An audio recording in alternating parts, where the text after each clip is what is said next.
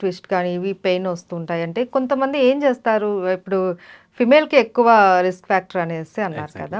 So అందరూ ఏమనుకుంటారు ఏదో వంట చేసేటప్పుడు ఏదైనా లిఫ్ట్ చేసినప్పుడు పట్టేసిందనో లేకపోతే ఇలా పెయిన్ అని నెగ్లెక్ట్ చేసేస్తూ ఉంటారు.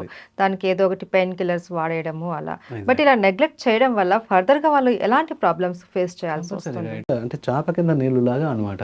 మనం ప్రాబ్లం వచ్చినప్పుడు ఇమీడియట్ గా రియాక్ట్ అవ్వాలి. ఏంటో అని మనం డయాగ్నోస్ చేసుకోవాలి. మిస్కాన్సెప్షన్స్ ఉండకూడదు. సో చిన్న చిన్న మెడిసిన్స్ తర్వాత పెయిన్ కిల్లర్స్ వాడేసుకోవడం అనేది సొల్యూషన్ కాదు. సో వాట్ ఈజ్ ఎందుకు కంటిన్యూగా వస్తుంది 1 or 2 days ఎప్పుడో వస్తుంది, అడపదడప వస్తుంది అంటే ఇట్స్ ఓకే. ఏదైనా స్ట్రెయిన్ అయ్యాము, ఎక్కువ మేజర్ గా వర్క్ జరిగింది అంటే ఓకే.